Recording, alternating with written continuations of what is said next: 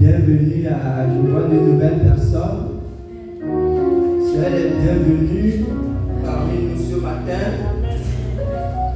Nous avons beaucoup d'absence ce matin. Certains ont voyagé, d'autres ont quelques soucis.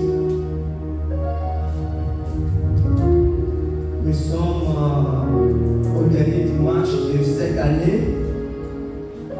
Je rends grâce à Dieu pour sa bonté, sa fidélité envers nos familles.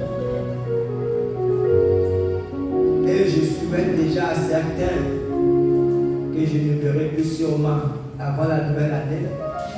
Je vous souhaite déjà bonne heureuse année pour 2026 parce que nous verrons bien 2026, nos familles verront 2026, donc il n'y a aucun souci de ce côté. Amen. Alléluia, Amen. Amen.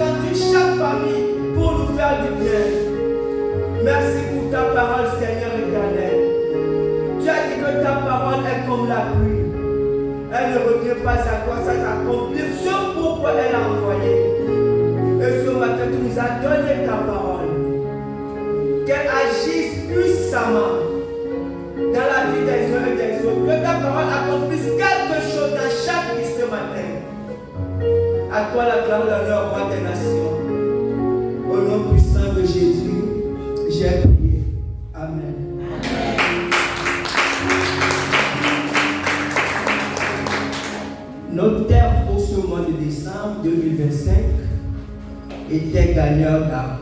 C'était le thème du mois. Et le verset du mois, c'est Matthieu 28, 19 à 20, qui dit: Allez, faites de toutes les nations des disciples, les baptisant au nom du Père, du Fils et du Saint-Esprit, enseignant-leur à observer tout ce que je vous ai prescrit. Et voici, je suis avec vous tous les jours jusqu'à la fin du monde. Ce matin, le thème de ce dimanche, c'est les qualités d'un gagneur d'âme.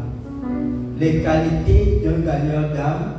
Et notre verset du jour se trouve dans 2 Rois 4, versets 28 à 37. 2 Rois 4, versets 28 à 37, que nous allons lire plus tard. Nous allons lire tout à l'heure. Voyez, le Seigneur Jésus quand il était sur terre, il a appelé à lui 12 disciples. Mais ces 12 personnes, avant de devenir disciples de Jésus, ils avaient des métiers. Pierre, André, Jean et Jacques étaient des pêcheurs. Matthieu était publicain, comme on dit, c'était persécuteur d'impôts. Et chacun avait son métier. Mais quand Jésus a appelé Pierre, Jésus a dit, suivez-moi et je vous ferai pécheurs d'hommes. En fait, le Seigneur, l'Éternel, le Seigneur Jésus, voulait transformer ces hommes et ces femmes, parce qu'on verra à la Pentecôte, ils étaient 120, il voulait leur donner un autre métier qui est de loin le métier le plus important de la terre. Vous savez, il y a des métiers extraordinaires sur la terre. Dieu a fait en sorte que les hommes aient des talents, aient des métiers. Dieu a fait en sorte qu'il y ait des agriculteurs sans lesquels on mourra tous de faim. Dieu a fait en sorte qu'il y ait des ingénieurs qui nous permettent de nous déplacer en voiture, construire des villes. Dieu a fait en sorte qu'il y ait des juristes pour faire des lois, pour diriger les cités, pour diriger les nations.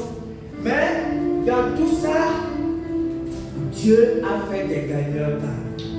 Vous savez, un gagneur d'âme, c'est quelqu'un qui travaille pour qu'un homme, pour qu'une femme soit arrachée des ténèbres pour être transférée dans le royaume de Dieu.